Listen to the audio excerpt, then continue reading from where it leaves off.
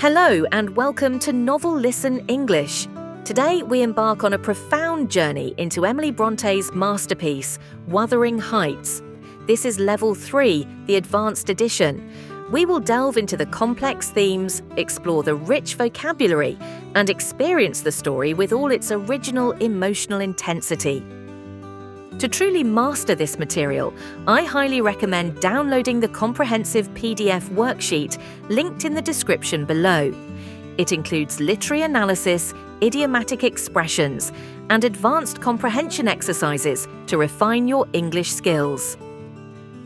Now, prepare yourself for a tale of love and revenge. Pay close attention to the nuance in the dialogue and the description of the landscape. Let us step into the haunting world of Heathcliff and Catherine. Let's begin. In the desolate year of 1801, Lockwood ventured into the bleak, windswept moors to visit Wuthering Heights. He encountered Heathcliff, a man of malevolent intensity and impenetrable reserve. The manor's Gothic architecture mirrored its master's grim disposition, exhaling an aura of ancient grievances and profound, unsettling isolation. While seeking refuge from a tempestuous snowstorm, Lockwood suffered a visceral nightmare. A spectral child's hand shattered the window, weeping for entry. Upon awakening, he witnessed Heathcliff's tortured reaction, a desperate, agonized plea for the spirit's return, revealing a soul eternally haunted by a singular, transcendent loss. Nellie Dean recounted the saga's genesis, Mr. Earnshaw's arrival with a dark-skinned, nameless foundling named Heathcliff. This act of charity ignited a volatile friction within the household.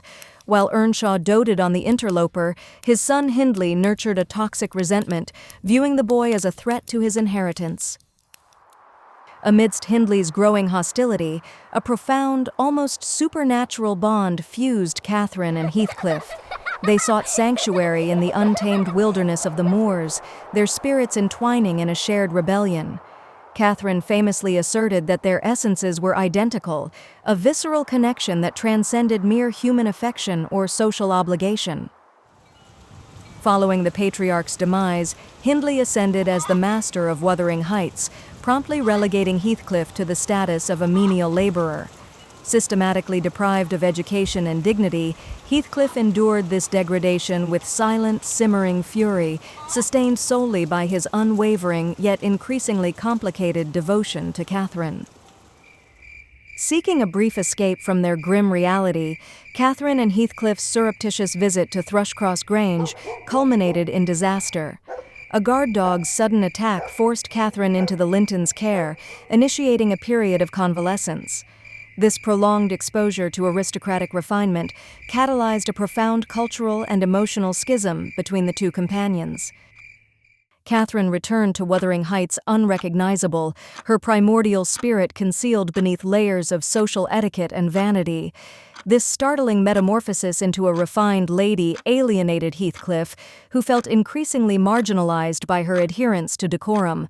The raw, elemental bond they once shared began to erode under the weight of social expectations. Edgar Linton's persistent courtship introduced an agonizing rivalry, exacerbating Heathcliff's burgeoning resentment. While Catherine was seduced by the allure of social elevation and Edgar's gentle, polished demeanor, Heathcliff remained a brooding witness to his own displacement. He became a visceral reminder of the untamed life Catherine was increasingly desperate to outgrow. In a moment of devastating clarity, Catherine confessed to Nellie that Edgar's proposal had been accepted. She articulated a tragic paradox. While her soul belonged to Heathcliff, his lack of status rendered a union degrading. Overhearing this cruel assessment of his worth, Heathcliff vanished into the night, his heart irrevocably shattered by her betrayal. A tempestuous storm ravaged the moors as Heathcliff vanished, leaving a void that no domestic comfort could fill. Consumed by fever and acute regret, Catherine sought him in the deluge to no avail. His abrupt departure signaled the death of their innocence, inaugurating a protracted era of sorrow and unresolved passion. 3 years of mysterious absence concluded with Heathcliff's startling reemergence as an opulent gentleman. His newfound exterior, however, merely masked a predatory intent. His return to Thrushcross Grange ignited a volatile emotional resurgence in Catherine, while Edgar's apprehension blossomed into a palpable defensive hostility toward his unwelcome, enigmatically transformed guest. Heathcliff's calculated vendetta prioritized the systematic ruin of Hindley Earnshaw. At Wuthering Heights, he exploited Hindley's debilitating addictions, engaging him in high-stakes gambling that slowly eroded his enemy's ancestral holdings. Under the guise of a benefactor, Heathcliff cold-bloodedly maneuvered to become the legal master of the very house where he was once degraded.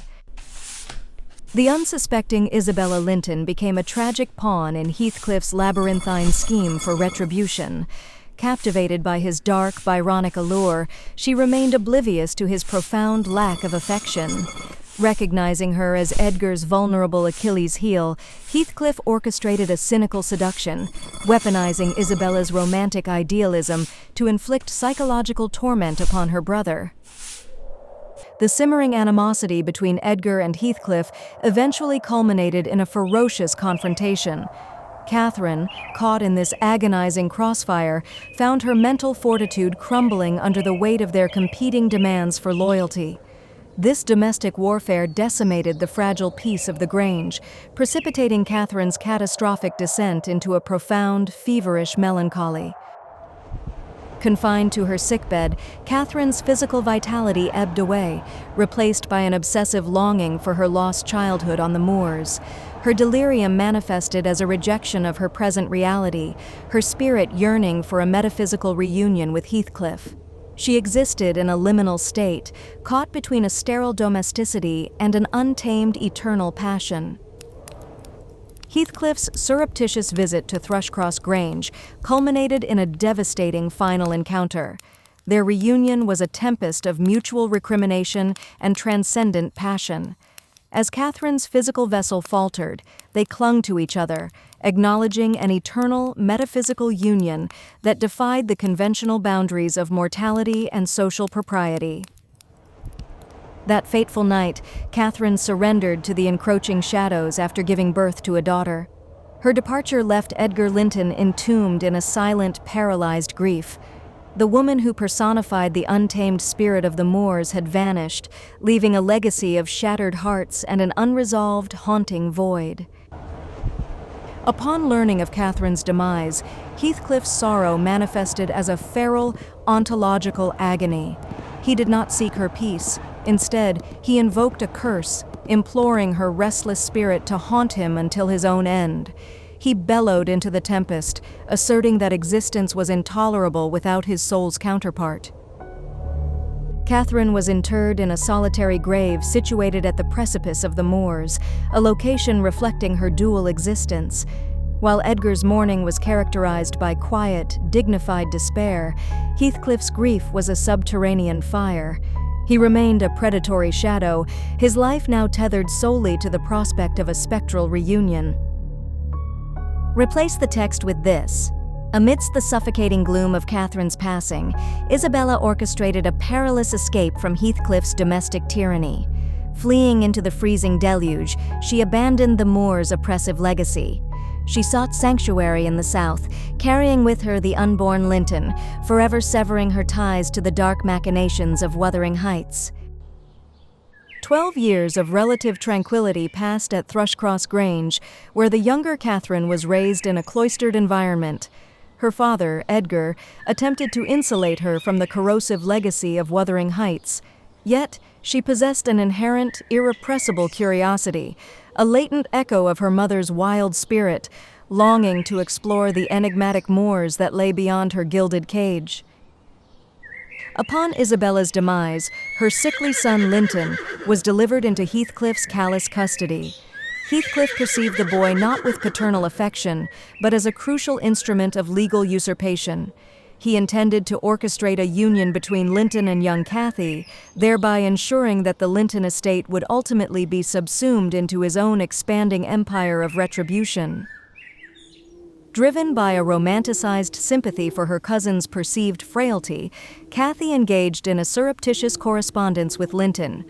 These clandestine exchanges were subtly manipulated by Heathcliff, who weaponized the children's burgeoning emotions. Kathy remained tragically oblivious to the fact that her idealistic notions of love were being exploited to facilitate her own social and financial entrapment. As Edgar Linton's health precipitously declined, Heathcliff accelerated his machinations. He lured Kathy to Wuthering Heights and, through psychological coercion and physical detention, forced a hurried marriage between her and the dying Linton. This cold-blooded alliance was the penultimate stroke in Heathcliff's quest to dismantle the houses of Earnshaw and Linton entirely. Following the successive deaths of her father and her husband, Kathy found herself disinherited and imprisoned within the dismal confines of Wuthering Heights. Heathcliff's triumph was absolute. He had successfully usurped both ancestral seats, leaving Kathy a penniless widow in a household defined by pervasive resentment. The cycle of vengeance seemed to have reached its bleak, inevitable conclusion. Within the gloomy corridors of Wuthering Heights, a fragile reconciliation began to germinate. Kathy recognized in Hareton a dormant nobility, obscured by years of systemic neglect.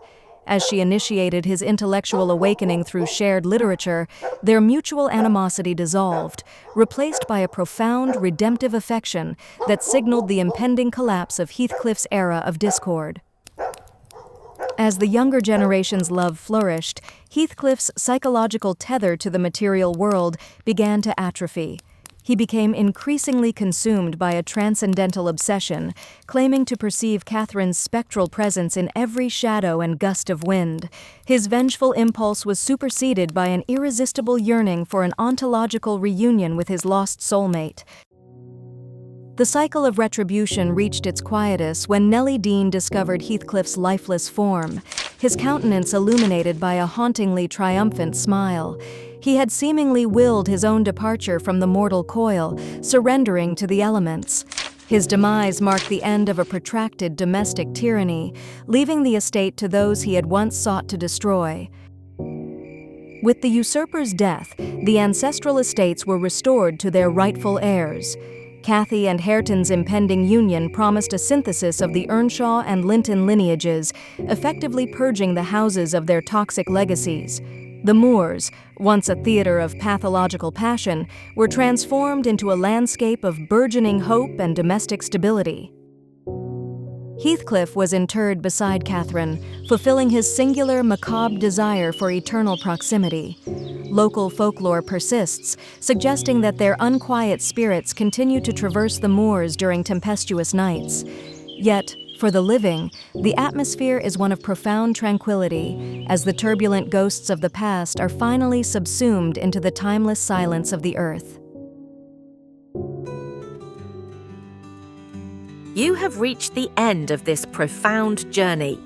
Understanding the original emotional intensity of Bronte's language is a true achievement. To solidify your grasp of the literary devices used, please download the comprehensive analysis PDF in the description. If you found some sections difficult, do not hesitate to review the intermediate level for clarity. But if you are ready for more literary masterpieces, click here to explore our other advanced stories. I value your literary taste. Which masterpiece should we analyse next? Perhaps Dostoevsky or Melville?